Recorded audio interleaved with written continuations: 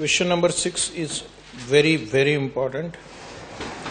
AS Foundation proposes to install a machine involving a capital cost of rupees 3,60,000. Right? तो capital expenditure कितना है यहाँ पे 3,60,000. The life of the machine is 5 years and salvage value is nil. तो basic detail समझ में आ गया.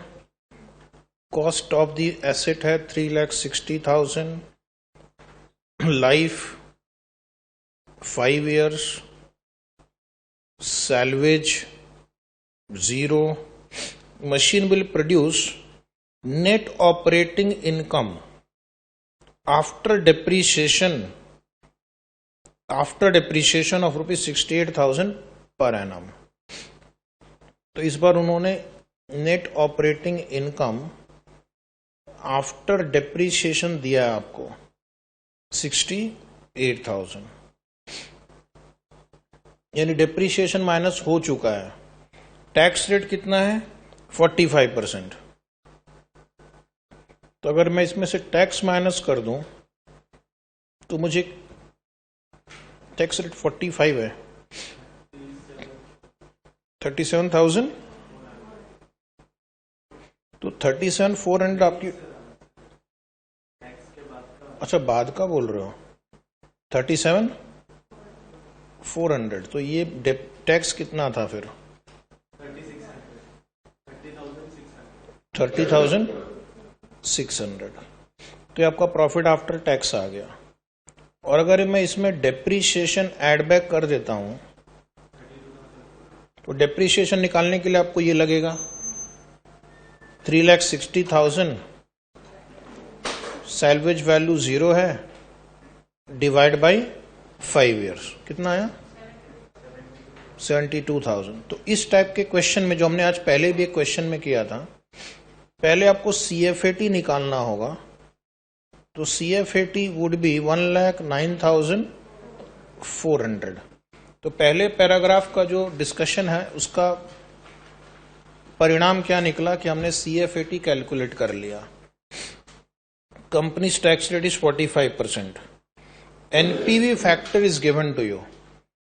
NPV factor is given to you 14, 15, 16, 17, 18. Cumulative factor दिया हुआ है. क्यूमुलेटिव फैक्टर का मतलब है एन्युटी फैक्टर. एन्युटी फैक्टर तो कभी कभी इंस्टीट्यूट एग्जाम के क्वेश्चन में जो रेलेवेंट लाइन है वो दे देती है क्यूमुलेटिव फैक्टर फॉर 5 years. उसके बाद लास्ट लाइन में compute IRR of the proposal.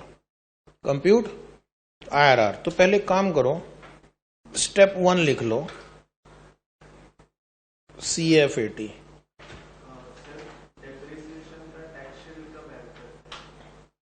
Depreciation का टैक्स शीट कब ऐड करते हैं, कौन सी सिचुएशन में, जब अगर आपने इनकम निकालने के लिए डेप्रीशिएशन नहीं घटाया है. लेकिन यहां पे ऑलरेडी डेप्रीशिएशन घट चुका है. इसमें ऑलरेडी डेप्रीशिएशन घट कर आया है. तो डेप्रीशिएशन का टैक्स शीट आपको मिल रहा है यहां पे, क्योंकि डेप्रीशिएशन की वजह से इनकम घट गई. इनकम घटने से टैक्स लायबिलिटी घट गया. तो यहां पे अलग से डेप्रीशिएशन का टैक्स शीट ऐड बैक नहीं करेंगे, क्योंकि ऑलरेडी इनकम में डेप्रीशिएशन घट कर आया है. ठीक है, चलो ये हो गया हमारा फर्स्ट आंसर. सबने लिख लिया. Calculation of CFAT. First line लिखना, net operating income after depreciation 68,000. फिर लिखेंगे less tax at the rate of 45%, 30,600. Therefore, profit after tax 37,400.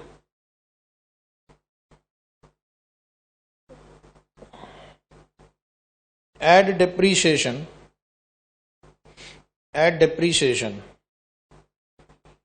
3,60,000 upon 572,000. And therefore CFAT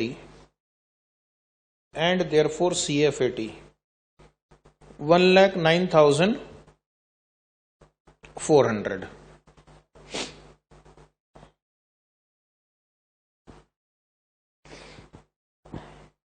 अब हमारा क्वेश्चन क्या है, आईआरआर निकालना है।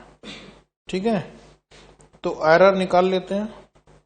लिखो कैलकुलेशन ऑफ आईआरआर,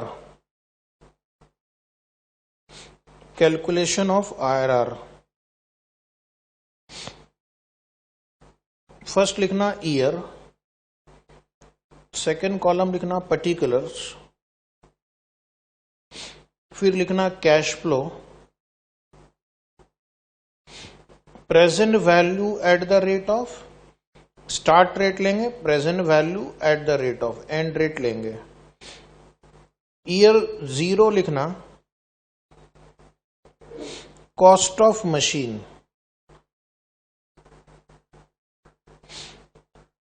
मशीन की कॉस्ट है 3,60,000।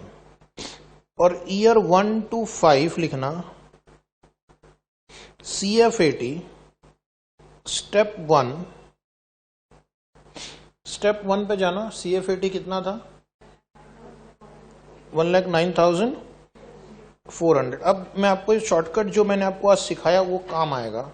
इस बार कैश फ्लो सारे ईयर्स में इक्वल है, इस बार कैश फ्लो सारे ईयर्स में इक्वल है। तो पहले कैलकुलेटर पे 3,60,000 टाइप करो, डिवाइड बाय 1,09,400 करो, 3 अब आपको नीचे में क्यूमुलेटिव फैक्टर वाली लाइन दी गई है क्वेश्चन में, तो 3.29 सर्च करो, कहां है, 15 और 16 के बीच में आएगा, 15 और 16 के बीच में आएगा।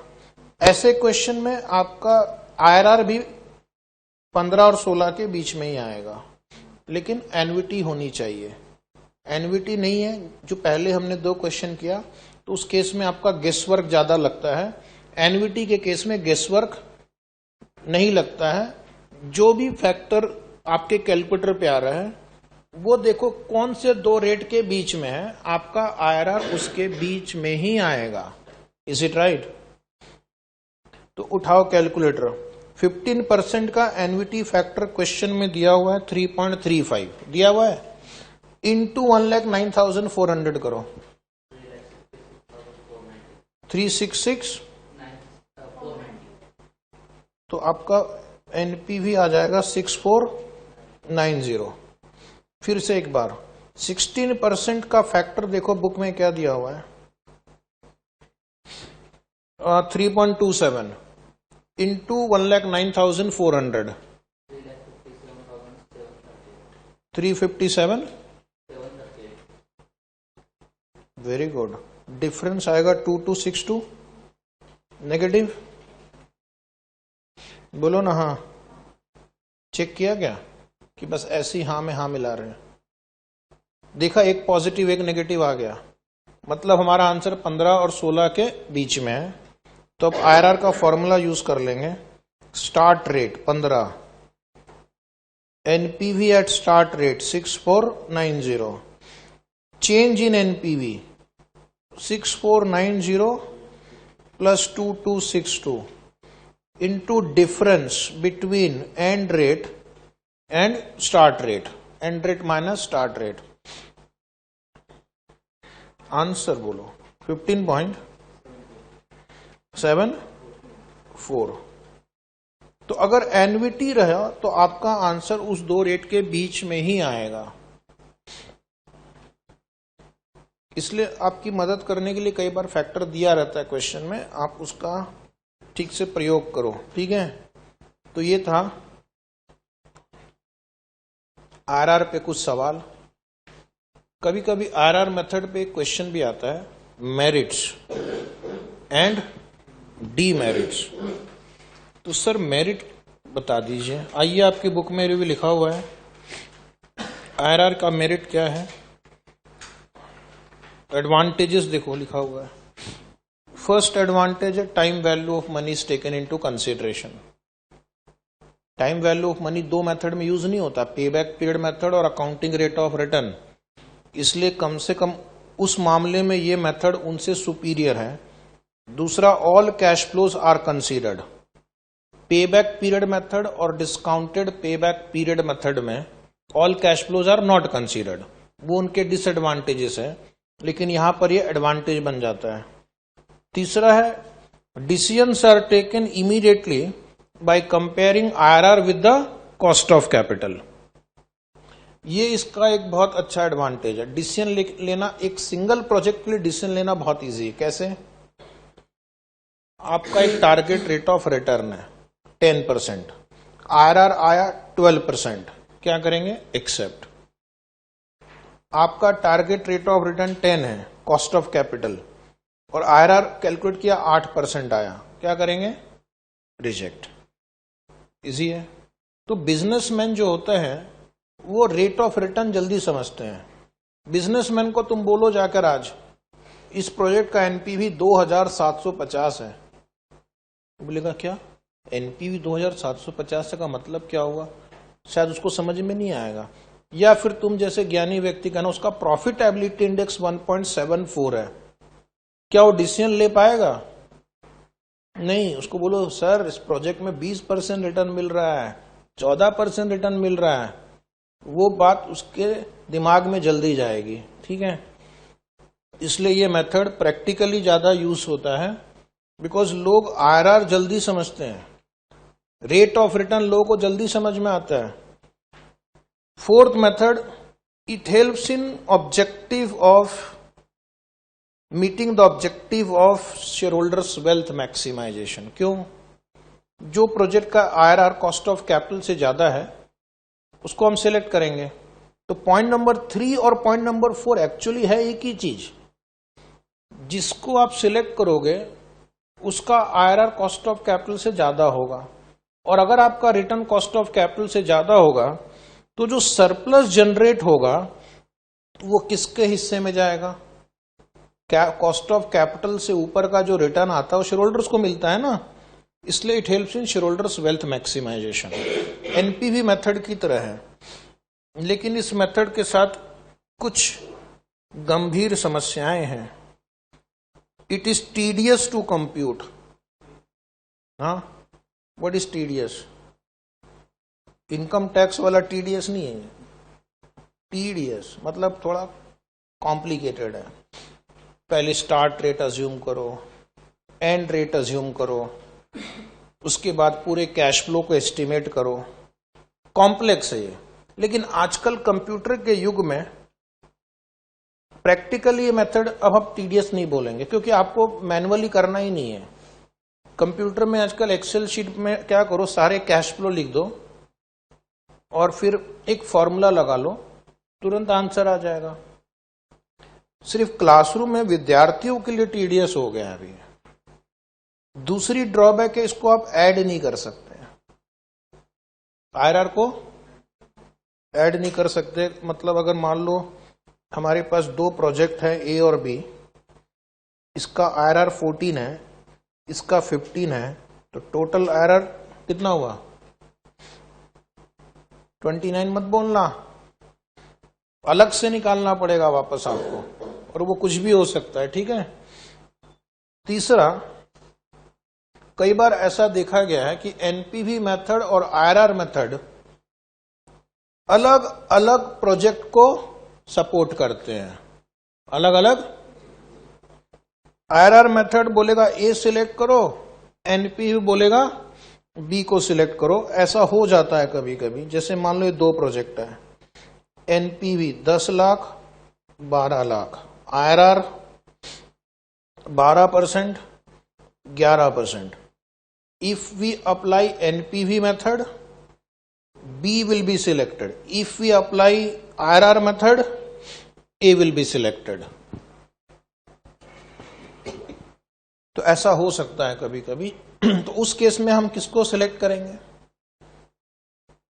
अगर ये सिचुएशन आ गई कभी आपके समक्ष, जब आप किसी बड़ी कंपनी के चेयरमैन बन जाएंगे, तो किसे सिलेक्ट करेंगे? तो यहां पर लिखो, सिर्फ जानने के लिए, select project with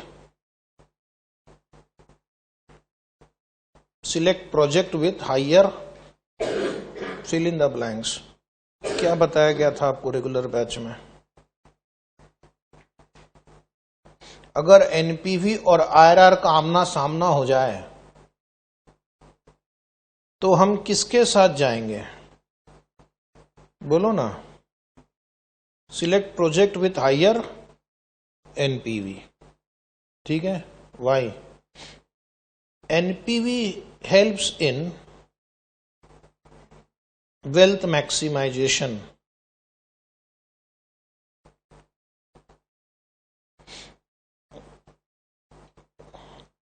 in absolute terms, because NPV helps in wealth maximization in absolute terms. Also, एक और कारण, the IRR assumptions are, हाँ जी, अनरियलिस्टिक। अभी मैंने 2-3 अजम्पशन बताए नहीं आपको, इसके नीचे आएगा, लेकिन आपने सवाल पूछा इसलिए मैं जवाब दे रहा हूं। Why? IRR assumptions are unrealistic. IRR के जो अजम्पशन है कई बार अनरियलिस्टिक हो जाते हैं, इसलिए हम आईआरआर के साथ नहीं जाते हैं, एनपीवी मेथड के साथ ही जाएंगे। ये भी क्वेश्चन एग्जाम में कई बार आ चुका है। आपको एक प्रॉब्लम दिया जाता है, उसमें 2 प्रोजेक्ट रहते हैं, दोनों की आपसे पहले वो एनपीवी निकलवाते हैं, फिर आपको नीचे क्वेश्चन दिया जाता है which project you will select and why. तो जिसका एनपीवी ज्यादा होगा उसको सिलेक्ट करेंगे और वाई में 2 पॉइंट लिखना है। NPV method helps in wealth maximization in absolute terms and IRR assumptions are unrealistic. Okay. Point number 4, ये एक अनरियलिस्टिक अजम्पशन देखिए। पॉइंट नंबर 4 आपकी बुक में है, the presumption that all future cash inflow of a proposal are reinvested at a rate equal to IRR may not be practically valid. इतना बड़ा बड़ा sentence लिखता कौन है? आईसीआई? नहीं, वो तो और भी बड़ा लिखती है। तो आईआरआर मेथड में एक अनरियलिस्टिक अजम्पशन है। ये अजम्पशन है कि जो कैश फ्लो जनरेट होता है, जो कैश फ्लो, उसे हम उसी रेट से री इन्वेस्ट कर देते हैं। किस रेट से? आईआरआर के रेट से। जो आपका आईआरआर है, मान लो आपका आईआरआर किसी क्वेश्चन में अभी आपने एक सॉल्व किया था, 37% आ गया था, याद है? तो उसमें जो कैश फ्लो जनरेट हो रहा है ईयर 1 में 50,000, उसको आप 37.8% के रेट से फिर से री इन्वेस्ट कर सकते हैं।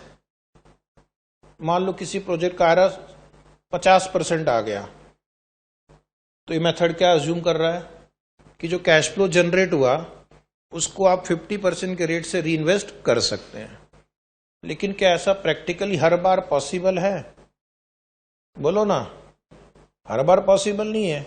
1 साल के बाद जो कैश फ्लो जनरेट होगा उसको आप उस समय जो मार्केट में अपॉर्चुनिटी होगी उसके हिसाब से इन्वेस्ट करोगे। 1 साल के बाद कोई जरूरी थोड़ी कि आपको एक 50% वाला फिर से इन्वेस्टमेंट अपॉर्चुनिटी मिल जाए। इसलिए इस मेथड के साथ सबसे बड़ी दिक्कत यह है कि ये जो आपने कैलकुलेशन किया अभी 2-3 क्वेश्चन में, उसमें ये अजम्पशन इन्वॉल्व है, इनबिल्ट है। इनबिल्ट मतलब पता है? इनबिल्ट, उसमें अंदर में ही वो छुपा हुआ है वो गुण, उसको हम निकाल नहीं सकते उस गुण को। अब उसका नेचुरल स्वाभाविक गुण है वो। इट अज्यूम्स दैट जो कैश फ्लो जनरेट हो रहा है वो उसी रेट से रीइन्वेस्ट हो रहा है, which is not practically valid. एक और एग्जाम्पल सुनना। एक कंपनी है XYZ लिमिटेड, इसके 3 प्रोजेक्ट हैं ABC। तीनों की इसने आईआरआर कैलकुलेट की। ये आया 10, ये आया 20, ये आया 40। इसका मतलब है कि ये जो कंपनी XYZ है, 1 साल के बाद प्रोजेक्ट A का जो कैश फ्लो होगा उसे वो 10% के रेट से री इन्वेस्ट करेगी, जो बी से कैश फ्लो आएगा वो 20% के रेट से इन्वेस्ट करेगी, और जो सी से कैश फ्लो आएगा वो 40% के रेट से इन्वेस्ट करेगी। बोलो ऐसा संभव है क्या? क्या कंपनी के ऐसे अलग अलग खाता खोल के बैठेगी बैंक अकाउंट में? 3 अकाउंट खोल के बैठेंगे, ठीक है। ए से जो पैसा आया सिर्फ ए के अकाउंट में रखेंगे और उसको सिर्फ 10 से इन्वेस्ट करेंगे। बी से जो पैसा आया बी वाले अकाउंट में रखेंगे और उसको 20% से इन्वेस्ट करेंगे। क्या ऐसा होता है क्या? एक बार 1 साल के बाद कैश फ्लो आ गया, वो सब मिल गए, मिलने के बाद उस साल जो भी अपॉर्चुनिटी रहेगी 1 साल के बाद उस रेट से इन्वेस्ट करेंगे। मान लो 1 साल के बाद मार्केट में सिर्फ 12% वाला इन्वेस्टमेंट अपॉर्चुनिटी है, तो ना तो 10 ना 20 ना 40, वो इन्वेस्ट किस रेट से हो गया? 12% से। ऐसा भी हो सकता है। कोई कंपनी ऐसे अलग अलग हिसाब थोड़ी रखती है हर एक प्रोजेक्ट का, इसलिए हमने नोट लिखवाया था इसके ऊपर वाले पॉइंट में, assumptions of RR are unrealistic. RR method के साथ एक और दिक्कत है, मल्टीपल आरआर में रिजल्ट। उसके नीचे लिखा हुआ है indeterminate RR, point number F. If there are multiple cash outflow RR may be indeterminate, मतलब RR can not be determined. Indeterminate का मतलब कैन नॉट बी डिटरमाइंड, इसको हम डिटरमाइन ही नहीं कर सकते, कैलकुलेट ही नहीं कर सकते अगर प्रॉब्लम में बहुत ज्यादा इनफ्लो आउटफ्लो हो रहा है। तो अभी आपने क्वेश्चन नंबर 1 सॉल्व किया, 2 सॉल्व किया, 6 सॉल्व किया, इन तीनों में एक चीज समान था, पहले ईयर 0 में आउटफ्लो हुआ और उसके बाद inflow inflow inflow inflow inflow. लेकिन अगर ऐसा क्वेश्चन हो कभी 1 0 में आउटफ्लो, 1 में इनफ्लो, फिर 2 में आउटफ्लो, फिर 3 में इनफ्लो, फिर 4 में आउटफ्लो, इस टाइप के क्वेश्चन में कभी कभी क्या होता है कि आरआर आप कैलकुलेट ही नहीं कर सकते, आपका आरआर इनडिटर्मिनेबल हो जाता है। तो जब आरआर कैलकुलेट ही नहीं कर सकेंगे तो डिसीजन कैसे लोगे? डिसीजन भी नहीं ले सकते, फिर वो इस प्रॉब्लम है। इसके साथ एक आखिरी डीमेरिट देखना पॉइंट नंबर ई में, उसमें सिर्फ इतने शब्द जोड़ दो आपके सेंटेंस के पहले, in case of multiple cash outflow, in case of multiple cash outflow. Point number ई के स्टार्टिंग में लिखो in case of multiple cash outflow, यानी फिर से वही सिचुएशन। कभी कभी क्या होता है जब एक से ज्यादा आउटफ्लो होते हैं तो 2 आरआर आ जाते हैं हमारे आंसर में, ऐसा भी होता है, ठीक है। 2 आरआर आ जाएंगे, एक आरआर आ जाएगा आपका 12% और एक आरआर आ जाता है 40%। दोनों ही आंसर आ रहे हैं, दोनों पे आपका एनपीवी 0 होता है। अब आप कंफ्यूज हो जाएंगे कि मैं किसके साथ जाऊं। आपका कॉस्ट ऑफ कैपिटल 20% है और कंफ्यूज्ड। अगर मैं इसको सही मानूं तो डिसीजन होगा रिजेक्ट, आरआर कम है। इसको सही मानूं तो डिसीजन होगा एक्सेप्ट, आरआर ज्यादा है। तो ये भी एक आरआर मेथड के साथ गंभीर समस्या है कि कभी कभी एक से ज्यादा आउटफ्लो होता है अगर किसी प्रोजेक्ट में, तो आपके कैलकुलेशन से 2 आरआर निकल जाते हैं। दोनों आरआर न्यूमेरिकली करेक्ट है, दोनों पे एनपीवी 0 हो जाएगा, लेकिन डिसीजन क्या लिया जाए, खासकर जब आपका कॉस्ट ऑफ कैपिटल दोनों के बीच में हो तो, है कि नहीं। कॉस्ट ऑफ कैपिटल कितना है 20 और आरआर 2 आरआर आ रहे हैं हमारे आंसर में, एक आ रहा 12, एक आ रहा 40। तो 12 के साथ कंपेयर करेंगे तो बोलेंगे रिजेक्ट और 40 के साथ कंपेयर करेंगे तो एक्सेप्ट। तो ऐसे क्वेश्चन में क्या करना है, don't use IRR technique, don't use IRR technique जहां पे मल्टीपल आरआर आ रहा हो। Use modified IRR. Which IRR? Modified IRR और एनपीवी टेक्निक। और एनपीवी टेक्निक, मॉडिफाइड आईआरआर और एनपीवी टेक्निक यूज करना है। उसी तरह अगर इनडिटर्मिनेट वाला प्रॉब्लम आ जाए तो आपको मेथड चेंज करना होगा, use NPV method, is it right? तो अब हम क्या करेंगे, आज एक और मेथड सीखेंगे। सर कौन सा method? Modified IRR. Modified IRR जो अभी आपने देखा उसमें दो बहुत सीरियस प्रॉब्लम हमने पाए। कौन से दो बहुत सीरियस प्रॉब्लम पाए? एक तो आईआरआर मेथड अज्यूम करता है cash flows will be reinvested at the same IRR which is practically not possible. Second, there can be multiple IRR, there can be multiple IRR और sometime IRR can not be determined.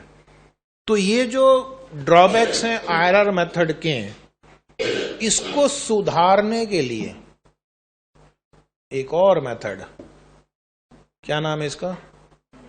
हाँ, modified IRR. तो modified IRR में हम क्या करते हैं, ये जो डेफिशिएंसी थी प्रीवियस मेथड में, like for example multiple IRR, reinvestment, ये डेफिशिएंसी दूर हो जाएगी। अब ये मेथड ऑपरेट कैसे करता है पहले समझो, फिर हम बाद में आपको एक्सप्लेन करेंगे नोट्स। ये ईयर 0 है, ये ईयर 1 2 3 4 हो गया, ठीक है। ईयर 0 में आपने मान लो एक अमाउंट इन्वेस्ट किया, फॉर एग्जांपल 1 लाख, और ईयर 1, ईयर 2, ईयर 3, ईयर 4 में ये आपको कैश फ्लो मिला। तो ये मेथड क्या बोल रहा है कि ये जो कैश फ्लो जनरेट हुए 30, 35, 40, 45 हजार, इसको रीइन्वेस्ट करो, इसको रीइन्वेस्ट करो। किस रेट से? आईआरआर से? नहीं, आईआरआर से रीइन्वेस्ट करेंगे तो वापस आंसर आईआरआर ही आ जाएगा, ठीक है। इसको उस रेट से रीइन्वेस्ट करो जो आपको लगता है कि आपको मिलेगा, जो प्रैक्टिकली पॉसिबल है, ठीक है। अगर क्वेश्चन में कुछ नहीं दिया हो तो आप क्या करना, जो कंपनी की कॉस्ट ऑफ कैपिटल होगी, यानी जो उसकी अपॉर्चुनिटी कॉस्ट है, उस रेट से रीइन्वेस्ट कर देना। अगर क्वेश्चन में कुछ स्पेसिफिकली दिया हो, company will be able to reinvest 30,000 rupees at 12% per annum for 3 years, तो उस रेट से रीइन्वेस्ट करना। लेकिन अगर क्वेश्चन में नहीं दिया हो तो किस रेट से रीइन्वेस्ट करेंगे? कॉस्ट ऑफ कैपिटल से। कितने सालों के लिए? अगर ये 1 साल का कैश फ्लो है और आपका प्रोजेक्ट 4 साल बाद टर्मिनेट हो रहा है, तो कितने साल के लिए इन्वेस्ट होगा? ये 3 साल के लिए। इस एग्जाम्पल में रट्टा मार के मत जाना, 20 साल का क्वेश्चन रहा तो कितने साल के लिए इन्वेस्ट होगा? 19। कुछ बच्चे इसको भी रट लेते हैं, आजकल क्या रटने की पद्धति चल पड़ी है, रट लो बस भाई, समय के हिसाब से चेंज भी कर देना। ये कितने साल के लिए रीइन्वेस्ट होगा? 2 साल, ये 1 साल, ये 0। अभी तो 4 साल खत्म हुआ और अभी आपको उसको फ्यूचर वैल्यू भी निकालनी है। तो यहां पर आपको क्या करना है, इनका रीइन्वेस्ट करके फ्यूचर वैल्यू निकालनी है। फ्यूचर वैल्यू का फॉर्मूला है future value equal to PV into 1 plus R to the power N, समझे। तो 30,000 की वैल्यू इस पॉइंट पे क्या होगी वो निकाल लेना है, 35,000 की वैल्यू इस पॉइंट पे क्या होगी वो निकाल लेना, 4 की वैल्यू यहां पे क्या होगी वो निकाल लिया। उसके बाद उस सब का टोटल करो, 1 2 3 4, ये हो गया हमारा क्यूमुलेटिव फ्यूचर वैल्यू। सबका फ्यूचर वैल्यू आ गया। तो अब मेरे पास सिर्फ 2 नंबर है कंपेयर करने के लिए। सपोज इन सबका फ्यूचर वैल्यू आया, मान लो थोड़ी देर के लिए 2,20,000, सिर्फ मान लो, कैलकुलेट मत करो, टाइम लगेगा। इन सबको मैंने रीइन्वेस्ट किया विथ इंटरेस्ट, कितना हो गया? 2,20,000। अब ये प्रॉब्लम सिंपली ऐसा है कि बचपन में हमने ऐसे प्रॉब्लम सॉल्व किए थे। आज अगर आपने 1 लाख रुपए इन्वेस्ट किया और 4 साल के बाद आपको 2,20,000 मिले, ठीक है, तो आपका इंटरेस्ट रेट क्या है? सॉल्व किया था ना ऐसे क्वेश्चन बचपन में। आज आपने 1 लाख इन्वेस्ट किया, 4 साल के बाद आपको 2,20,000 मिले। Find out the rate of interest, और वो जो रेट ऑफ इंटरेस्ट आएगा that is modified IRR। Is it right? निकाल पाओगे? हाँ बोलने में अपना क्या जाता है, जरा निकाल के दिखाओ तब जाने। तो इसके लिए हम क्या करेंगे, future value is equal to present value into 1 plus R/n। Future value है 2,20,000, प्रेजेंट वैल्यू है 1 लाख। 1 लाख बढ़ के 2,20,000 हुआ R रेट ऑफ इंटरेस्ट से, और ये है 4। तो अब इस इक्वेशन को सॉल्व करके R की वैल्यू निकाल लेनी है आपको। जो भी आएगा आंसर वही होगा। कैसे सॉल्व करेंगे? जो लोग गणित में तेज है वो समझ जाएंगे। 2,20,000 divide by 1 lakh equal to 1 plus R⁴। 2.2 equal to 1 plus R⁴। मतलब 1 प्लस R निकालना हो तो 2.2 का 4th रूट निकालेंगे। कभी आपने जीवन में ऐसा कुछ सुना है क्या? 4th root, square root, 3rd root? हाँ बोलो ना, हाँ या ना। इसको सॉल्व कर पाओगे? 1 plus R will be 2.2 raise to 1/4। 1/4 अगर पावर हो तो हम क्या करते हैं, स्क्वायर रूट के फंक्शन को 2 बार प्रेस करते हैं। उठाओ 2.2 square root, 2 bar square root press करो, 1.21 आया, 22 आया। चलो कोई बात नहीं। तो R की वैल्यू हो जाएगी 22%। 1.22 मतलब 0.22 R है, तो 22% आपका आंसर आया। ओके, तो इस तरह से मॉडिफाइड IRR निकालते हैं। अब जरा आपकी बुक में नोट पढ़ लो, क्योंकि कभी कभी थ्योरी क्वेश्चन भी आता है। Right a note on modified IRR। तो लिखना under MIRR all cash flows apart from initial investment. Initial investment को मत इन्वेस्ट करना, उसको छोड़ देना। सिर्फ जो प्रोजेक्ट कैश फ्लो दिया जाएगा उसका फ्यूचर वैल्यू निकालना है। Are brought to the terminal value. Brought to terminal value मतलब last year by using an appropriate discount rate, या उसको हम बोलते हैं इन्वेस्टमेंट रेट।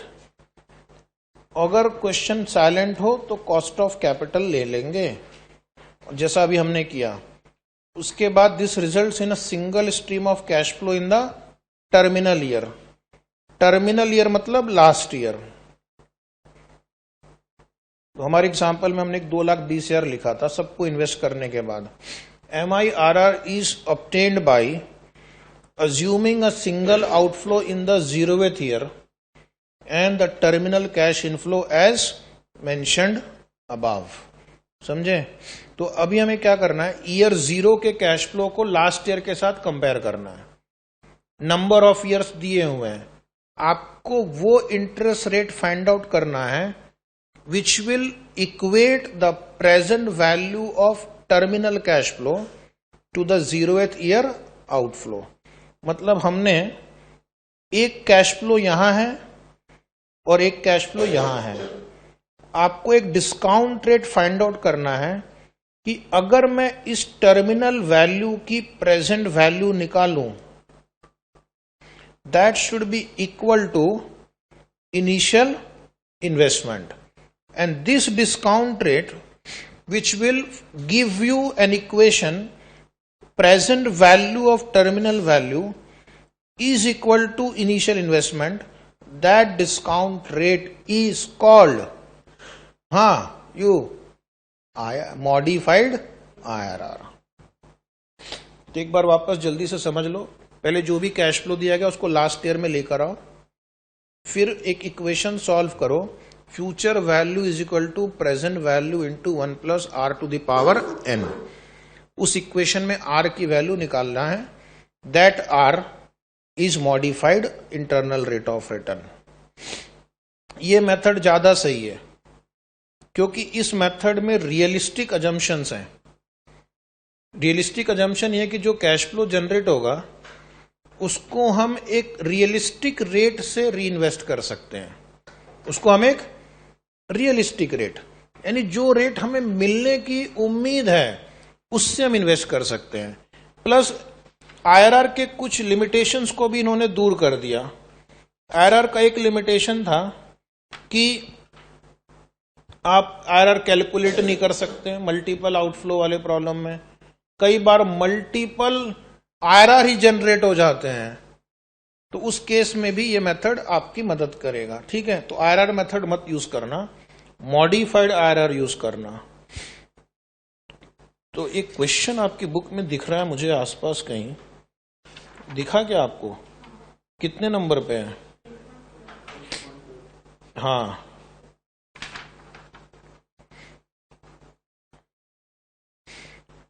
एक क्वेश्चन नंबर 7 है, मिल गया? सॉल्व करेंगे। An investment of ₹1,36,000 yields the following cash inflow. अब देखो यहां इन्होंने क्या लिखा है, profit before depreciation but after tax. इसका मतलब क्या होता है? Profit before depreciation but after tax, इसका मतलब होता है CFAT, यानी प्रॉफिट आफ्टर टैक्स इन्होंने निकाला और डेप्रीशिएशन वापस एड बैक कर दिया है। प्रॉफिट आफ्टर टैक्स निकाल के डेप्रीशिएशन एड बैक कर दिया, तो it becomes profit before depreciation but after tax. तो क्या हमें इन नंबरों के साथ कुछ छेड़छाड़ करना है? छेड़छाड़ कभी नहीं करना चाहिए, चाहे कोई भी हो, नंबर या पुरुष। ठीक है, तो छेड़छाड़ मत करो, जो दिया है बस वैसी ले लो और काम चलाओ। 2 कैलकुलेशन करने हैं आपको। डिटरमाइन IRR, पहले IRR निकालो, and also calculate MIRR। MIRR निकालने के लिए आपको 8% कॉस्ट ऑफ कैपिटल से री इन्वेस्ट करना होगा। 8% कॉस्ट ऑफ कैपिटल से री इन्वेस्ट। तो फिलहाल आप IRR निकाल के बताओ। ये देखो आपका इनिशियल इन्वेस्टमेंट कितना है? 136। एंड इनफ्लोस कितने हैं? 1,80,000। उसको 5 से डिवाइड करो। 1,80,000 को 5 से डिवाइड करो, 36,000 आ रहा है। 1,36,000 को 36,000 से डिवाइड करो, 3.78। अब आपकी बुक में, इंस्टीट्यूट की बुक में एन्युटी टेबल है, या कोई भी फाइनेंशियल मैनेजमेंट की बुक के लास्ट में एन्युटी टेबल रहता है, वहां पे 5th ईयर में जाओ और इस नंबर को 3.78 को सर्च करो, तो 10-11 के आसपास दिख जाएगा आपको। कितने परसेंट पे दिख रहा है? 10% पे दिख रहा है ना? हाँ, 3.791, तो वो मतलब 10 के आसपास है। तो हम क्या करेंगे, 10 से स्टार्ट करेंगे, और अगर मान लो पॉजिटिव आया आगे बढ़ो, नेगेटिव आया थोड़ा पीछे आओ। ठीक है, इस बार कैश फ्लोज आप देखो, पहले थोड़ा कम था, फिर बीच में बढ़ा, फिर वापस कम हो गया। तो आपका आंसर जो आपने टेबल में देखा उससे बहुत ज्यादा वेरी नहीं करेगा। लेकिन अगर बहुत ज्यादा कैश फ्लो पहले ही साल में आ गया, अगर ये 60 इधर होता और ये 30 इधर होता, तो शायद आपका आंसर बहुत हायर साइड में होता। Is it right? क्योंकि अगर ज्यादा कैश फ्लो पहले मिल गया तो IRR बढ़ेगा। चलिए कोई बात नहीं, ज्ञान बढ़ाने के लिए शुक्रिया। आइए लिखिए, कैलकुलेशन ऑफ IRR। लिखो लिखो लिखो। हाँ, बैठने के लिए थोड़ी आए गांव छोड़ के। Year cash flow, present value at the rate of 10%, present value at the rate of, इसको बाद में लिखेंगे, पहले चेक करते हैं पॉजिटिव है या नेगेटिव है। ईयर 0, 1, 2, 3, 4, 5। कैश आउटफ्लो है 1,36,000, 30,000, 40,000, 60,000, 30,000, 20,000, ठीक है। अब पहले ईयर 0 का फिगर को कॉपी कर लो, 1,36,000। उठाओ कैलकुलेटर, ऑल क्लियर कर लो पहले, मेमोरी में कुछ मत रखना। 30,000 टाइप करो, divide by 1.10 equal to memory plus, कितना आया? 27272 आया। 40,000 डिवाइड बाय 1.10 दो बार equal to memory plus 33,000 014, okay okay 040। 60,000 type करो, डिवाइड बाय 1.10 तीन बार इक्वल टू प्रेस करो, मेमोरी प्लस। ट्राई करो ना मोहतरमा, कोशिश करेंगे तो ही आगे बढ़ेंगे। कितना आया? 45,079, शाबाश। 30,000 टाइप करो, डिवाइड बाय 1.10 चार बार equal to memory plus 20490, very good. 20,000 divide by 1.10 पांच बार equal to 1241 memory plus. Memory recall minus 1,36,000, कितना आया?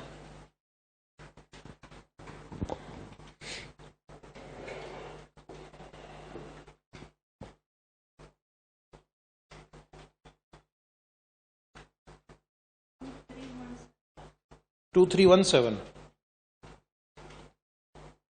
सभी लोग 2317 कैलकुलेट करके बैठे हैं। पॉजिटिव है या नेगेटिव है? पॉजिटिव है। तो अब ये नंबर काफी छोटा है, 10,000 बहुत, 2,300 है ना, हमें 0 चाहिए। तो एक काम करो, इसको आप 15 कर दो, बहुत ज्यादा मत बढ़ाओ। अगर मान लो 40-50 हजार आता तो मैं 10% बढ़ाता, ठीक है। कम आया ना तो 2-3-4% बढ़ाओ। चलिए वापस थोड़ी मदद करो मेरी। 30,000 divide by 1.15, 30,000 divide by 1.15 equal to memory plus 30,000 का 30,000, नालायक।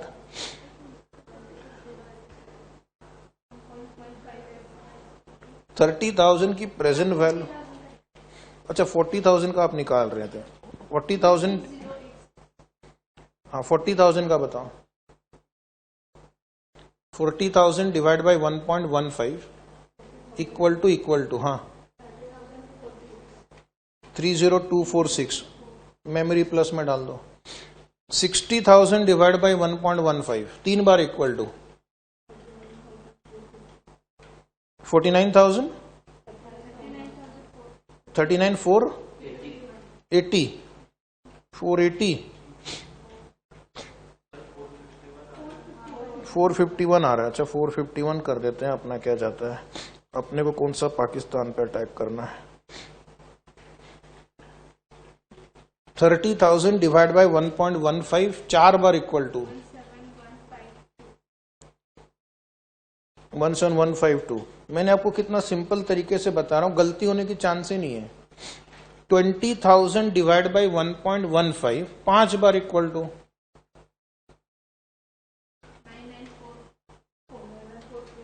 994 इज ओके। अब पॉजिटिव नंबर को ऐड करो, नेगेटिव नंबर को लेस करो। हाँ हाँ कम ऑन बोलो।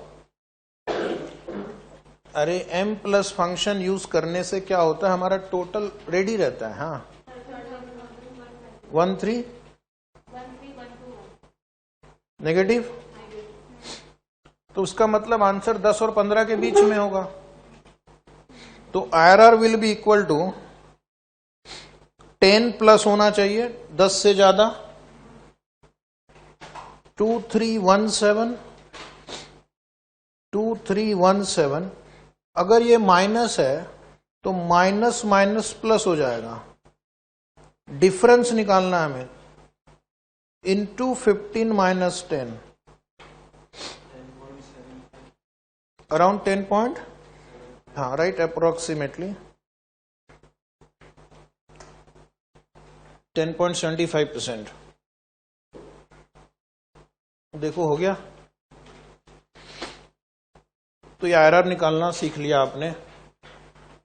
अब इसी क्वेश्चन में आपको MIRR निकालना है, ठीक है। तो नीचे लिखेंगे heading calculation of MIRR, calculation of MIRR। लेकिन यहां पर हम डायरेक्टली अभी ये टेबल नहीं बनाएंगे। जो कैश फ्लो जनरेट हुए हैं 30, 40, 60, 30, 20, इनको हम री इन्वेस्ट करेंगे। किस रेट से री इन्वेस्ट करेंगे? कॉस्ट ऑफ कैपिटल से। कॉस्ट ऑफ कैपिटल कितना है? 8%। तो हम क्या करेंगे, पहले एक छोटा सा टेबल बनाएंगे। Step 1, calculation of future value of cash inflow. Calculation of future value of cash inflow री इन्वेस्टेड एट 8%। क्या लिखेंगे ब्रैकेट में? री इन्वेस्टेड एट 8%। री invested at 8%। Calculation of future value of cash inflows री इन्वेस्टेड एट 8%। अब जरा ये टेबल ड्रॉ करना। Year cash flow, number of years, future value, ठीक है। Year 1, 2, 3, 4, 5, cash flow 30,000, 40,000, 60,000, 30,000, 20,000। अब ये जो पहला कैश फ्लो है आप इन्वेस्ट करोगे ईयर 1 के एंड में और विड्रॉ करोगे ईयर 5 के एंड में। तो एक साल के अंत में इन्वेस्ट करोगे और 5वें साल के अंत में उसको हम विड्रॉ करेंगे। तो इस पे इंटरेस्ट कितने साल मिलेंगे आपको? 4 साल। और अगर दूसरे साल के अंत में इन्वेस्ट करोगे और 5वें साल के अंत में विड्रॉ करोगे तो उस पे इंटरेस्ट कितने साल मिलेंगे? 3 साल। तो लिखो 4, 3, 2, 1, 0 लिखें। अब आप जरा उठाओ कैलकुलेटर और ये फ्यूचर वैल्यू निकाल के दिखाओ। अपने कैलकुलेटर पे पहले 1.08 टाइप करो, पावर 4 लेना है आपको, इंटू 3 बार इक्वल टू इंटू 30,000, 40815। ठीक है, फिर से एक बार 1.08 टू द पावर 3 करना है, इंटू 2 बार इक्वल टू प्रेस करो, इंटू 40,000, 43, हेलो 50388। हाँ, फिर से एक बार 1.08 इंटू इक्वल टू इंटू 60,000, 69984, 69984। ये डायरेक्टली करो। कितनी बार लेना था? किसको कितनी बार लेना था? पावर अगर 4 हो तो इंटू इक्वल टू 3 बार करना है, पावर अगर 3 हो इंटू इक्वल टू 2 बार करना है। ठीक है, पावर 1.08 टू दी पावर 4 हुआ ना यहाँ पे, तो ये नंबर टाइप करके इंटू 3 बार इक्वल टू प्रेस करना ना। ये तो मैंने आपको पहले दिन ही बताया था। फ्यूचर वैल्यू का फॉर्मूला सॉल्व किया था ना हमने, मल्टीपल कैश फ्लो का। ये 32,400 आया। लास्ट वाला बोलो। लास्ट वाला कुछ नहीं करना है। जब टाइम 0 है तो इंटरेस्ट भी 0 होगा, तो सिर्फ प्रिंसिपल ही वापस मिलेगा आपको। फिर भी कुछ लोग कोशिश कर रहे थे, सिर्फ प्रिंसिपल मिलेगा, इंटरेस्ट नहीं मिलेगा। लास्ट कॉलम की टोटल करो, 2,13,587। अब ये क्वेश्चन ना बिल्कुल एक बचपन में स्कूल में जब सीखते थे कि आज आपने 1,36,000 इन्वेस्ट किया है और 5 साल के बाद आपको 2,13,587 मिलेगा, तो रेट ऑफ रिटर्न क्या हुआ? रेट ऑफ रिटर्न आपको एनुअल कंपाउंडिंग निकालना है। Rate of return simple interest निकाल के मत आ जाना, ठीक है। क्वेश्चन समझो, हमने आज 1,36,000 इन्वेस्ट किया है नंबर ऑफ ईयर्स 5 ईयर, और हमें बदले में फ्यूचर वैल्यू मिला 2,13,000, कितना था 587। आर की वैल्यू क्या होगी, annual compounding, and this R is modified R, मतलब ये रेट ऑफ रिटर्न आप एक्चुअली अर्न कर रहे हैं। 1,36,000 हमने इन्वेस्ट किया और 5 साल बाद 2,13,587 मिला, तो आपका annual compounded rate of return क्या है, निकालो।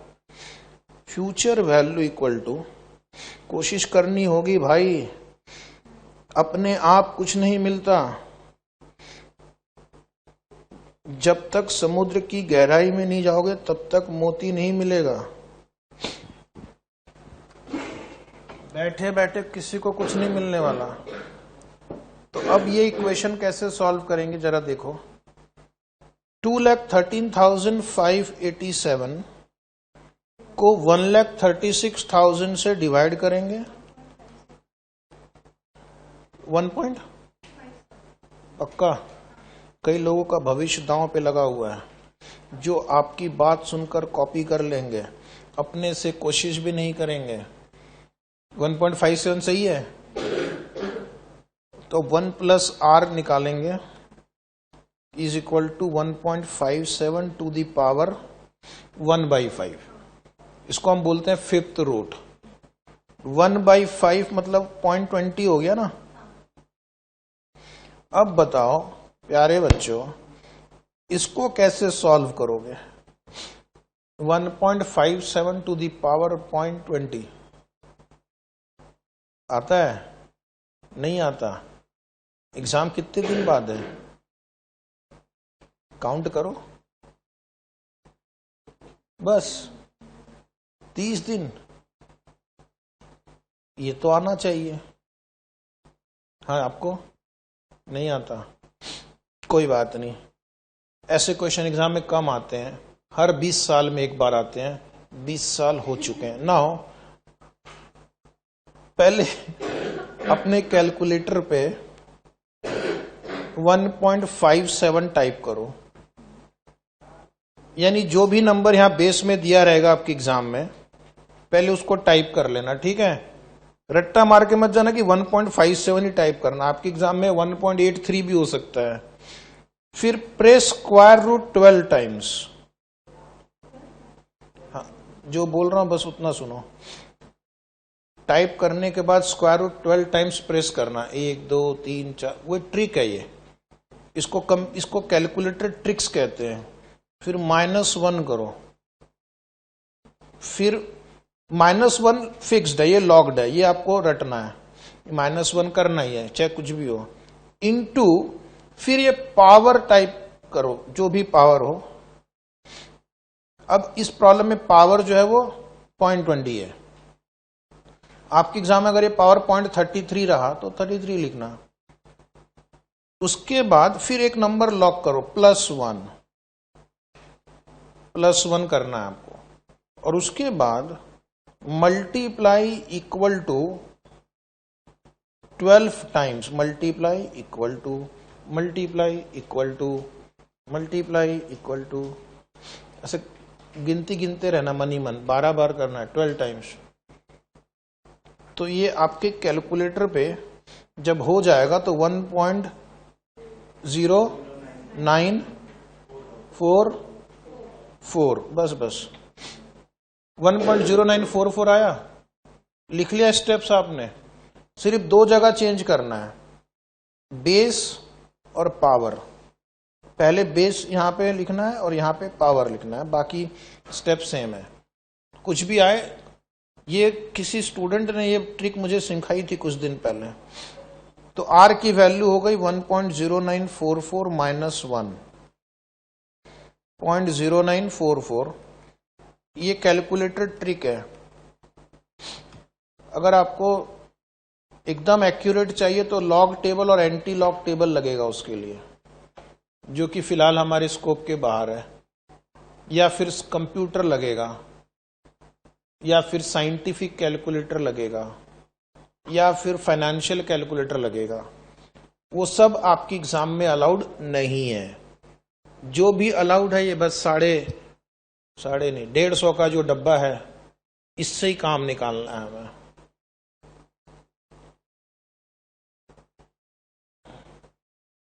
और ब्लैक में तो 90 रुपए में भी मिल जाता है कि नहीं?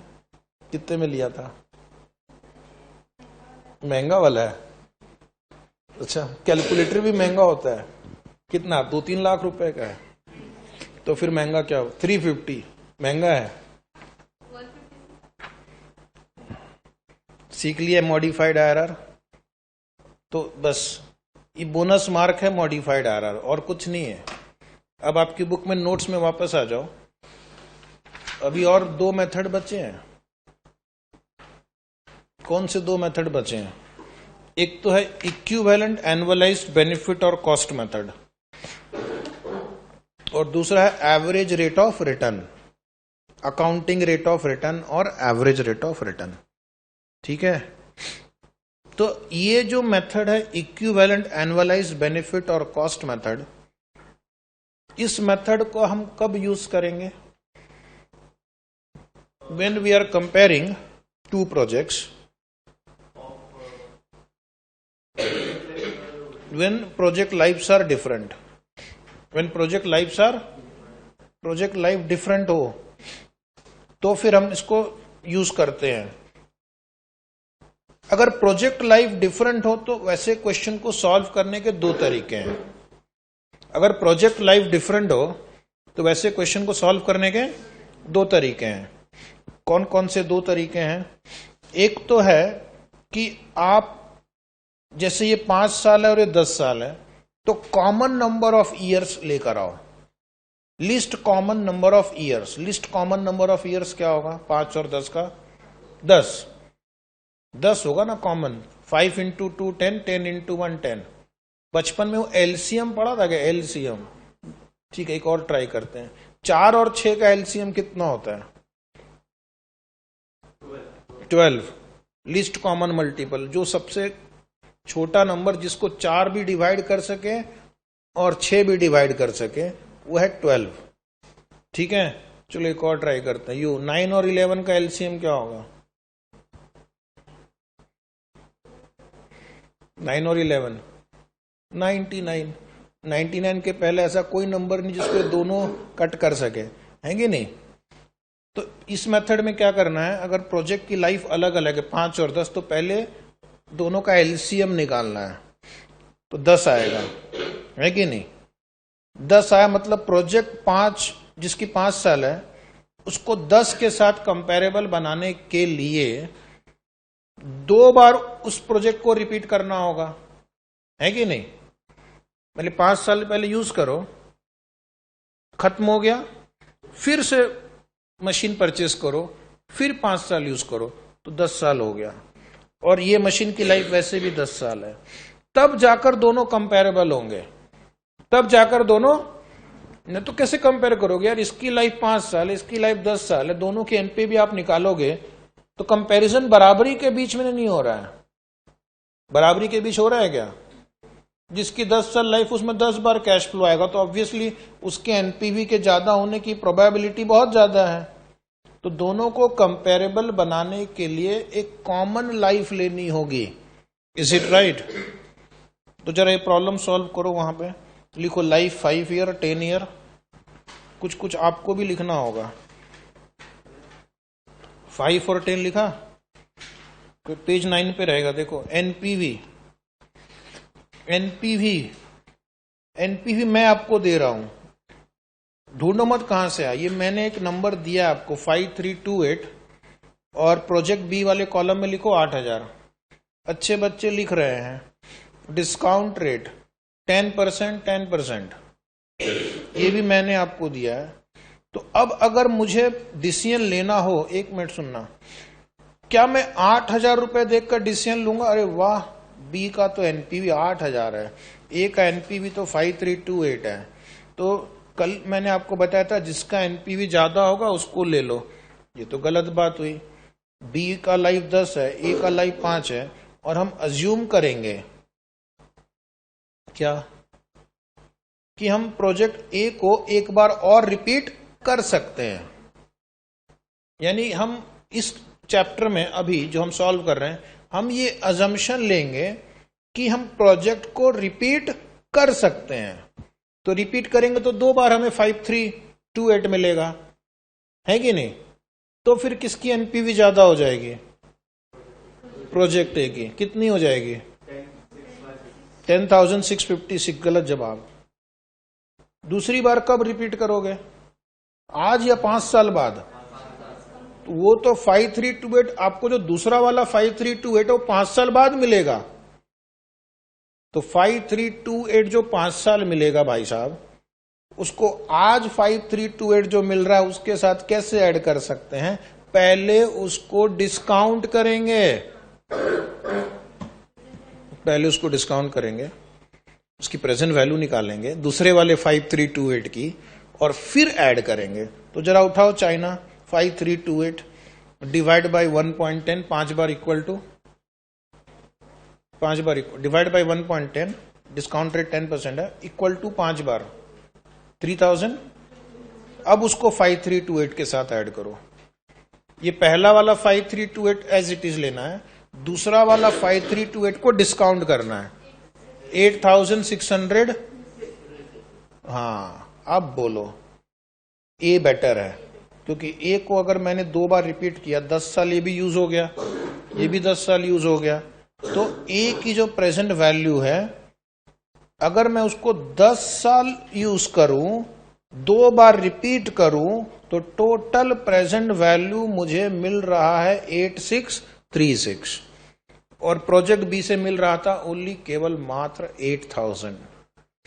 तो अब बोलो कौन सा बेटर है?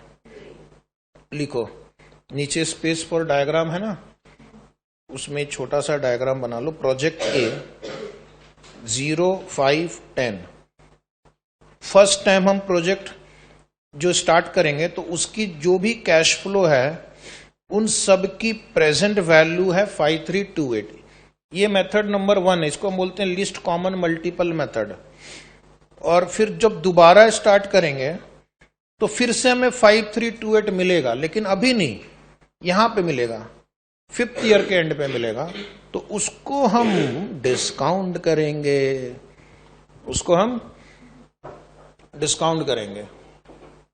ठीक है? उसको हम डिस्काउंट करेंगे।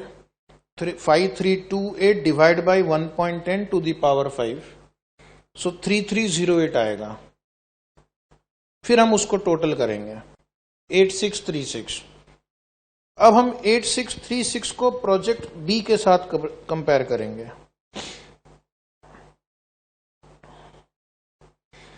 NPV of project B is 8000. Therefore, project A is better. Because NPV is higher. ये मेथड भी हम यूज कर सकते हैं, लेकिन ये मेथड में आपका कभी कभी समय बहुत लग सकता है। कैसे? मान लो क्वेश्चन में दिया है प्रोजेक्ट ए की लाइफ 9 साल है, 9 ईयर मान लो, और बी की लाइफ है 11 ईयर। बी की लाइफ 11, 9 और 11 को कंपेरेबल बनाने के लिए हमें लिस्ट कॉमन मल्टीपल निकालना होगा। कितना हुआ? 99। 99 के पहले कोई ऐसा नंबर नहीं है जो लिस्ट कॉमन मल्टीपल हो। तो उसका मतलब है प्रोजेक्ट ए को 99 ईयर्स तक पहले हमें कैलकुलेट करना होगा उसकी एनपीवी। प्रोजेक्ट बी की 99 ईयर की एनपीवी निकालनी होगी, और फिर जो हाईयर आएगा उसको लेंगे। अब इतना कैलकुलेशन करते करते तो क्या होगा, शाम हो जाएगी, है कि नहीं? टाइम ज्यादा लगेगा। तो उस टाइप के क्वेश्चन को क्या करना है, ऑल्टरनेटिव 2 मेथड 2 से सॉल्व करना है। ठीक है, तो ये मेथड को हम नॉर्मली कब यूज करेंगे, जब 5 10 दिया हो, 4 8 दिया हो, 4 12 दिया हो, ताकि जल्दी हो जाए। देखा जल्दी हो गया। लेकिन अगर 7 9 दिया हो, 7 और 9 मतलब एलसीएम 63 होता है, तो पहले 63 ईयर का एनपीवी निकालो दोनों का, उसके बाद कंपेयर करो। पता चला मई में स्टार्ट करे तो सीधे जाकर नवंबर में जाकर वो खत्म हुआ। फिर तो अब हम एक ऑल्टरनेटिव टू मेथड टू जिसका नाम है EAB या EAC, इसके दो नाम क्यों हैं? डिपेंड करता है कि हमारी ऑब्जेक्टिव क्या है। अगर हमारा ऑब्जेक्टिव है बेनिफिट मैक्सिमाइजेशन, ऑब्जेक्टिव है तो हम यूज करेंगे वर्ड EAB। हम चाहते हैं हमारा बेनिफिट हाइयर हो, ठीक है। कभी कभी हमारा ऑब्जेक्टिव होता है कि cost minimisation, cost minimisation, Scooty खरीदूं या एक्टिवा खरीदूं, उससे हमें कुछ इनकम नहीं होने वाली है, लेकिन हमारी कॉस्ट है, दोनों का इनिशियल कॉस्ट अलग, रनिंग कॉस्ट अलग, मेंटेनेंस कॉस्ट अलग। तो उस केस में हमारा ऑब्जेक्टिव क्या होगा? स्कूटी या एक्टिवा जिसकी कॉस्ट कम है, तो वहां पर हम EAC यूज करेंगे, वहां पर हम EAC। वर्डिंग का डिफरेंट है, लॉजिक सेम है। तो ये मेथड कैसे काम करता है? बहुत इजी है। पहले दोनों प्रोजेक्ट की NPV निकाल लो, पहले दोनों प्रोजेक्ट की, जो कि इस क्वेश्चन में मैंने आपको कैलकुलेट करके दिया था, 5, 3, 2, 8 एंड 8000। वही नंबर कॉपी करो, नेक्स्ट पेज पे टेबल बना हुआ है ना, लिखो वहां पे ऊपर। अब हम क्या करेंगे, इसकी लाइफ कितनी है? 5 साल, इसकी लाइफ कितनी है? 10 साल। तो एवरेज निकाल लेंगे, लेकिन हम सिर्फ डायरेक्टली 5 या डायरेक्टली 10 से डिवाइड नहीं करेंगे। डायरेक्टली 5 से डिवाइड करेंगे या डायरेक्टली 10 से डिवाइड करेंगे तो आप टाइम वैल्यू ऑफ मनी को इग्नोर करेंगे। तो हम एन्युटी फैक्टर ऑफ 5 ईयर और एन्युटी फैक्टर ऑफ 10 ईयर से डिवाइड करेंगे, ताकि टाइम भी आ जाए और इंटरेस्ट रेट भी आ जाए कैलकुलेशन में, और फिर हम एक इक्विवेलेंट कैश फ्लो निकालेंगे। तो लिखो यहां पे एन्युटी फैक्टर। एन्युटी फैक्टर 5 साल का निकालो 10% के रेट से, 3.7908। गुड, आगे बढ़ो जवान। नेक्स्ट,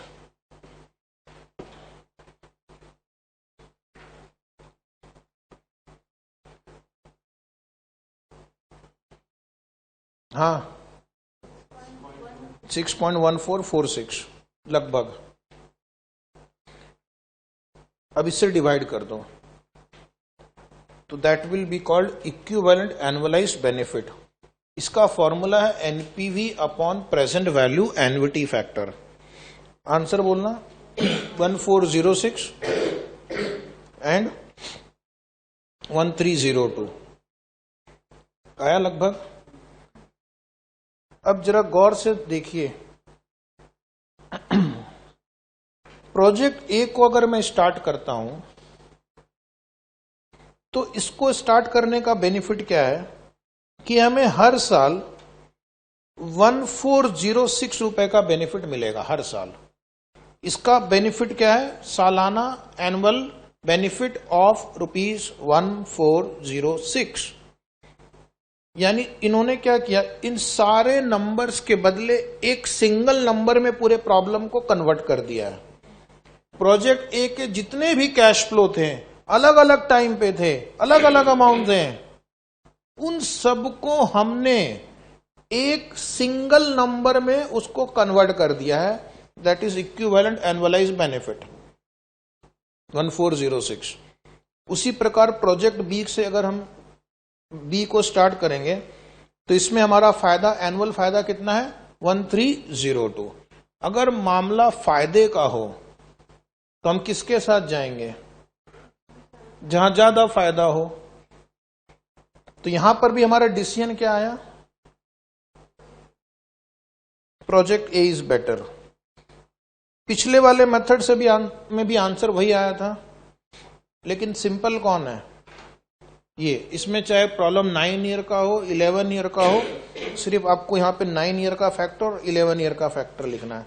तो इससे हमारा काम जल्दी फास्ट हो जाता है, ठीक है। अगर कॉस्ट मिनिमाइजेशन का क्वेश्चन हो तो क्या करना? जिसका EAC लोअर हो वो हम सिलेक्ट करेंगे। तो इस मेथड का फायदा ये है कि अगर दो प्रोजेक्ट जिनकी लाइफ अलग, जिनका इन्वेस्टमेंट अलग, जिनका कैश फ्लो आफ्टर टैक्स अलग, जिनका सैल्वेज वैल्यू अलग, जिनका टैक्स अलग, जिनका सब कुछ अलग, उनको भी हम कंपेरेबल बना सकते हैं। Is it right? तो अगर सारे के सारे वेरिएबल भी डिफरेंट हो दो प्रोजेक्ट के बीच में, उनको भी हम अगर कंपेयर करना चाहें तो कौन से मेथड के पास आएंगे? ईएसी या ईएबी के पास आएंगे, और ये मेथड आपको दो नंबर देगा सिर्फ। प्रोजेक्ट ए के लिए एक नंबर, बी के लिए एक नंबर। बेनिफिट मैक्सिमाइज करना हो higher of the two, cost minimise करना हो लोअर ऑफ द टू। मामला शांत। Question number 8। ये क्वेश्चन एग्जाम में आ चुका है 8 मार्क के लिए। Very very important, repeated question है ये, हर प्रोफेशनल एग्जाम में पूछा जाता है, पूछा जाएगा। AS Foundation is considering to install a large stamping machine. Machine A cost ₹50,000. तो दो मशीन के बीच तुलना की जा रही है। कौन से दो मशीन? ए और बी। मशीन ए की कॉस्ट कितनी है? 50,000 and will require 15,000 rupees running expense per year. It has a useful life of 6 years and is expected to yield ₹2,000 salvage value at the end of its useful life. 4 number दिए आपको यहाँ पे। Cost 50,000, running expense 15,000, life 6 साल और salvage value 2,000। Machine B, cost ₹65,000, running expense 12,000, life 10 year and salvage value 5,000। चारों के चारों number different है। दोनों की कॉस्ट अलग, लाइफ अलग, रनिंग एक्सपेंस अलग, सैल्वेज वैल्यू अलग। लेकिन ये जो चैप्टर है हमारा इतना अच्छा है, इन दोनों को कंपेरेबल बना सकता है। Both the machine will be depreciated using straight line method. Tax rate is 50%, cost of capital is 10%. Which machine should be purchased? अब एग्जाम में जब आप ये क्वेश्चन पढ़ोगे तो सोचना कि मुझे क्या करना है, कॉस्ट मिनिमाइज करना है या बेनिफिट मैक्सिमाइज करना है?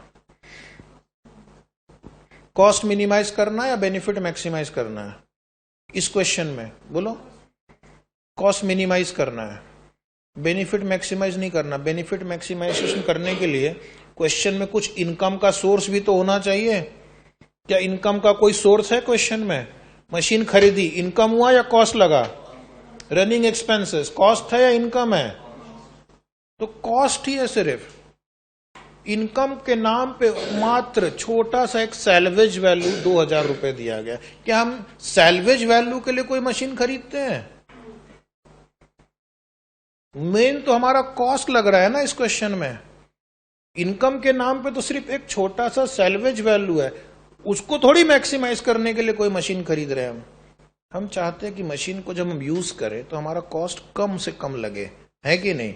तो ये प्रॉब्लम है कॉस्ट मिनिमाइजेशन का। इसलिए यहां पर हम हेडिंग लिखेंगे calculation of equivalent annualised cost.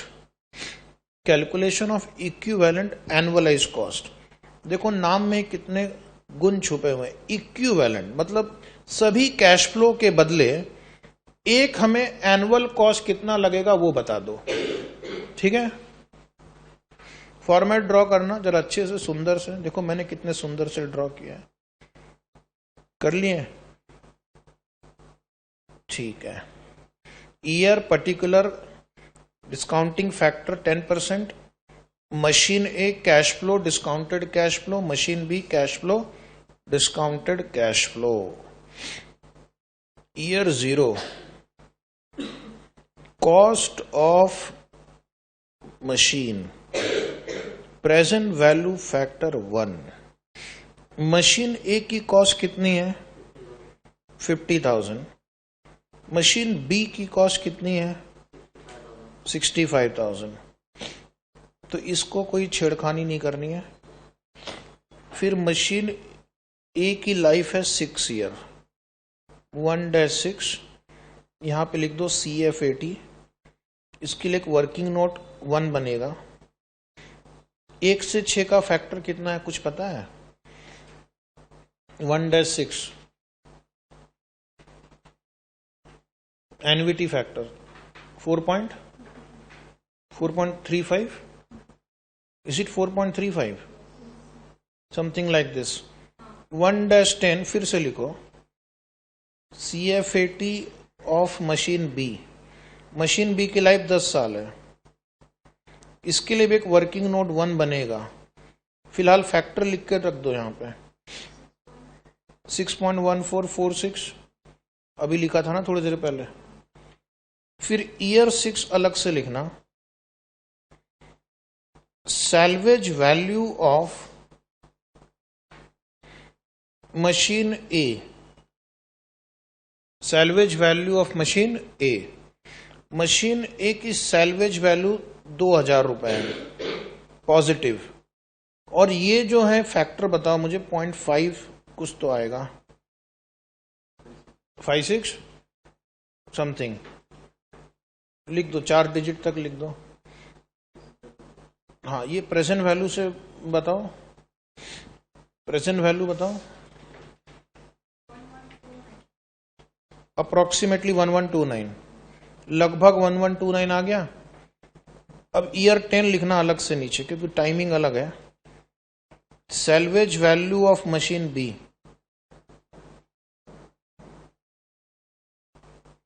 अब ये 10th ईयर में मिलेगा, तो इसका प्रेजेंट वैल्यू फैक्टर होगा 0.3855। ये कब मिल रहा है? 10वें साल में। कितना मिल रहा है? 5000। तो 5000 इंटू 0.3855 करो, 1928। अब किसकी कमी है? बस अब सिर्फ CF80 की कमी है कि नहीं? यानी इस क्वेश्चन में मशीन ए को अगर मैं परचेज करता हूं तो मेरा एनुअल कैश आउटफ्लो कितना होगा? बोलो। मशीन ए का यहां पर कैश इनफ्लो या कैश आउटफ्लो कितना होगा? 10 सेकेंड का मौका आपको मिलेगा जीवन में आज।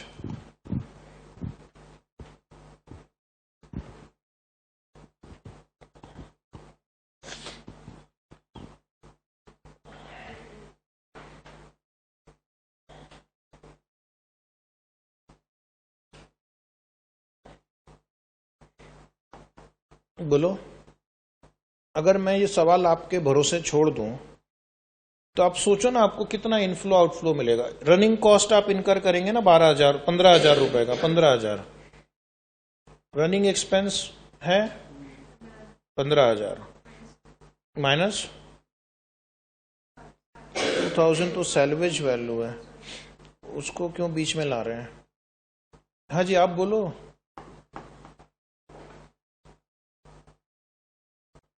दादा, अगर तुम आंसर नहीं दोगे तो गाड़ी आगे बढ़ेगी कैसे? हाँ,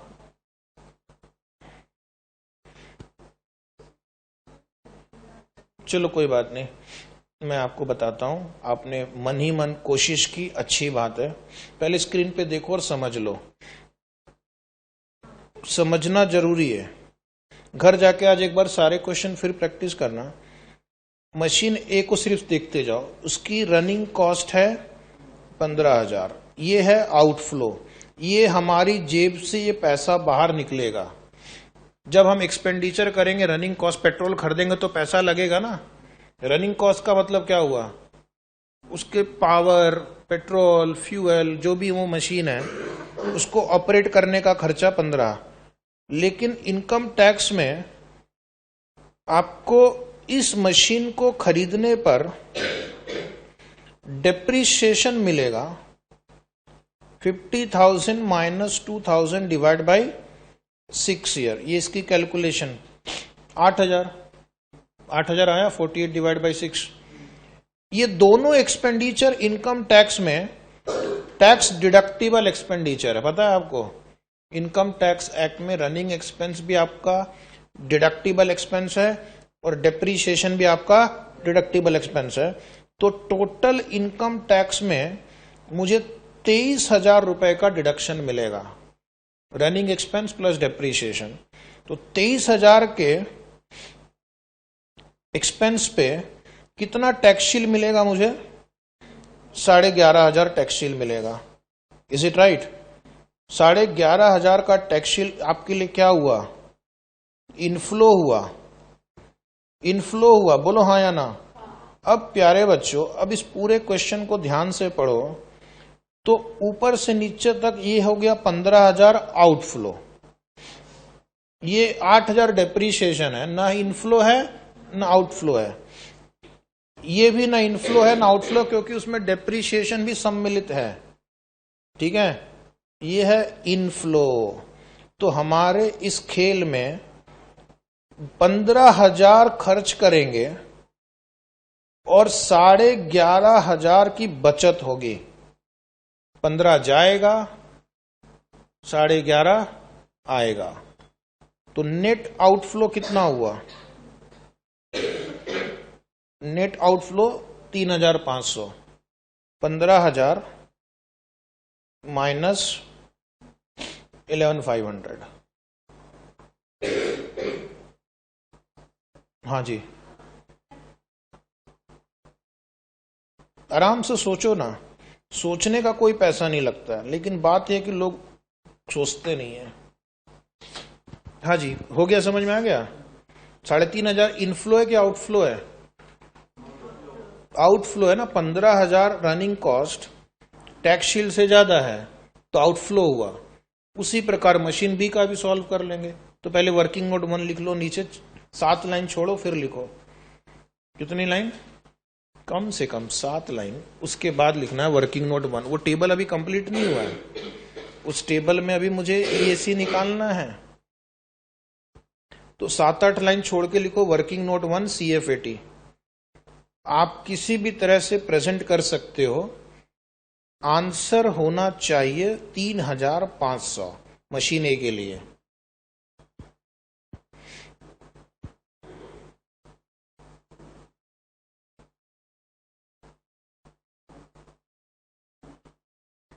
लिख लिया? समझ में आया? मशीन बी का डिप्रीशिएशन कैसे निकालना है? 6,000।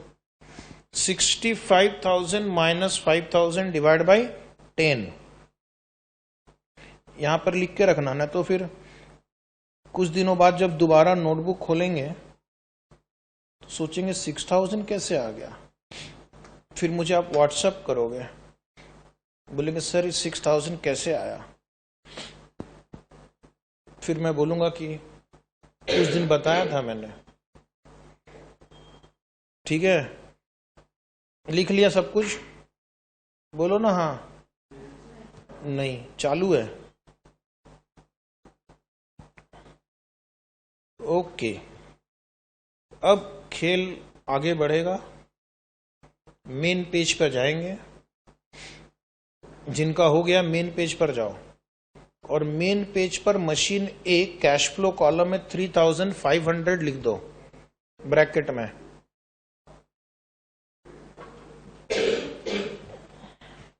और machine B cash flow column में ब्रैकेट में 3,000 लिख दो। लिख दिए? एनवीटी फैक्टर से मल्टीप्लाई करो। ऑलरेडी एनवीटी फैक्टर लिखा जा चुका है। एनवीटी फैक्टर लिखा जा चुका है ना? हाँ, मल्टीप्लाई कर लो। टोटल करना एनपीवी के। चलो, समय हो गया, अब हम जाते हैं मेन पेज की ओर। अरे कंप्यूटर जी आगे मत बढ़ो, रुक जाओ। ये रहा वो क्वेश्चन। अब इस क्वेश्चन में यहां पे 3,500 लिख दो, यहां 15,243। फिर यहां 3,000 नेगेटिव लिख दो, ये 18,434 हो गया। अभी आंसर कंप्लीट नहीं हुआ है, अभी खेल में तो ट्विस्ट बाकी है मेरे दोस्त। ये आ गया एनपीवी नेगेटिव 64,114। लगभग, एंड नेगेटिव 81,507 आया क्या? जिस गति से आप लोग लिख रहे हैं सफिशिएंट नहीं है, अभी आंसर हुआ नहीं है, क्योंकि अभी ये दोनों नंबर कंपैरेबल नहीं है। ये कैश आउटफ्लो होगा 6 साल के लिए, और ये इस कैश आउटफ्लो में आप मशीन को 10 साल यूज कर सकते हैं कि नहीं। अभी हम ये कहेंगे कि मशीन ए बेटर है, तो ये शायद गलत हो सकता है। अभी ये कंपैरेबल नहीं है। ये कैश फ्लो 6 साल का है, उसकी प्रेजेंट वैल्यू, ये कैश फ्लो 10 साल का है। वर्किंग नहीं, वो मेन आंसर ही है भाई। तुम कहां चले गए? तुम वही तो है मेन आंसर। ये 2 नंबर सिर्फ लिख दो, ये 2 नंबर लिख दो। तुम लोग आज पूरे मजाक के मूड में लगते हो। लिख दिए? अभी आंसर कंप्लीट नहीं हुआ है। तो अब हम एनपीवी निकाल लेंगे और इसके नीचे एक और लाइन लिखेंगे पीवी एनवीटी फैक्टर, क्योंकि दोनों की लाइफ अलग अलग है। यहां लिखेंगे 4 पॉइंट, इसका फैक्टर है 4.3552। ये जो आपने यहां पे फैक्टर ऑलरेडी निकाल लिया 6 सालों का, और इसका फैक्टर होगा ये नंबर 6.1446। वापस दोबारा मेहनत मत करो, स्मार्ट बनो। फिर से क्यों कैलकुलेट करना, ऑलरेडी हो चुका है एक बार। अब एक लास्ट लाइन लिख दो EAC, EAC equal to NPV upon PV NVT factor 64,114 divide by 4.3552। हाँ 1472 श्योर। और दूसरा 81,507 डिवाइड बाय 6.1446। बोलो ना, नाराज क्यों हो?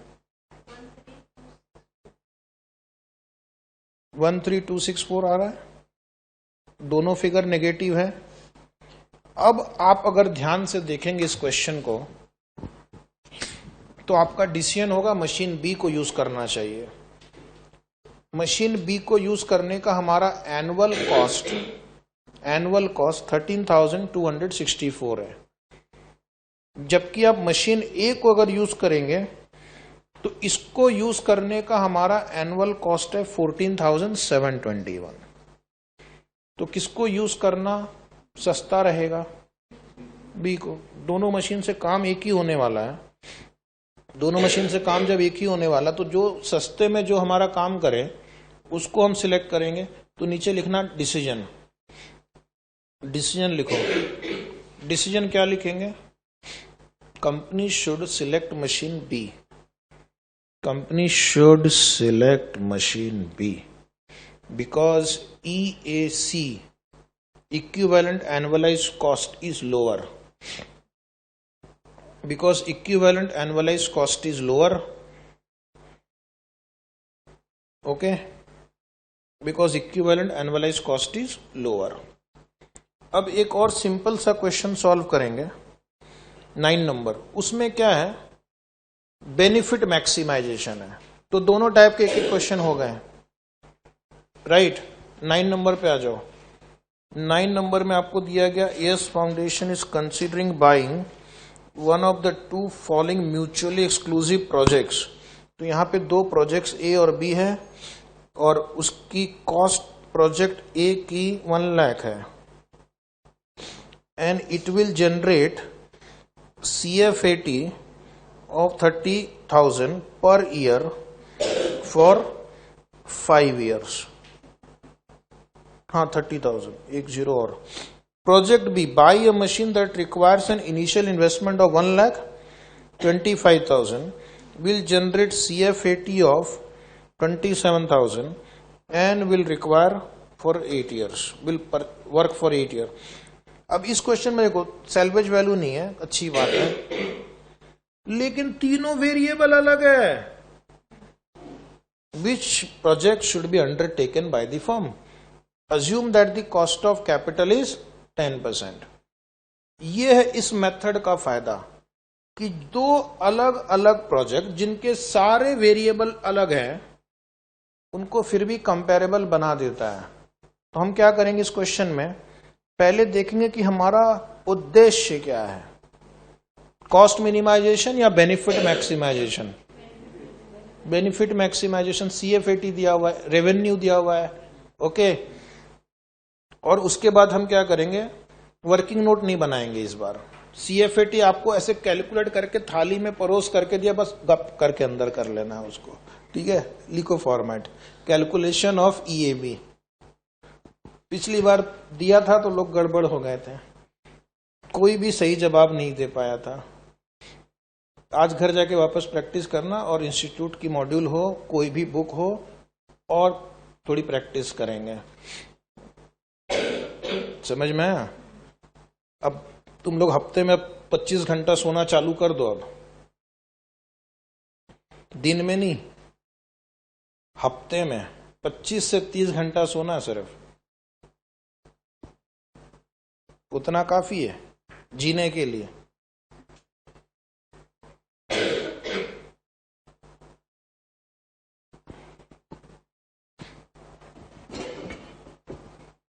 कोई आपको बोलेगा नहीं रोज 7-8 घंटे सोना चाहिए, उससे स्वास्थ्य अच्छा रहता है, वो सब आलसियों का काम है। 4 घंटे बहुत हो गए। चलिए वापस खेल की शुरुआत करते हैं। ईयर 0 में लिखना है कॉस्ट ऑफ प्रोजेक्ट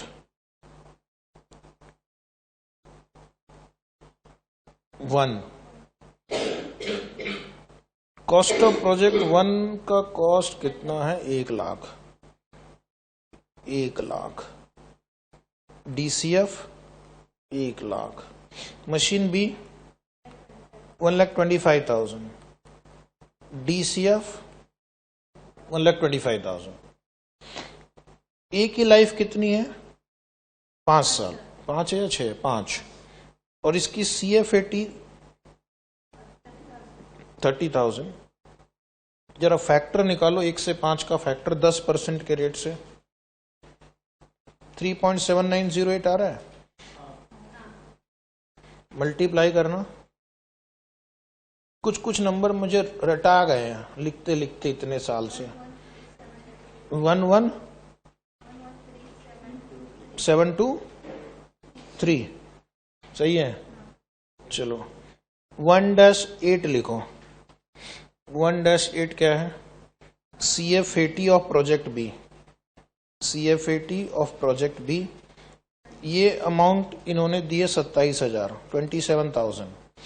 1-8 का 10% से एन्युटी फैक्टर पहले बताओ।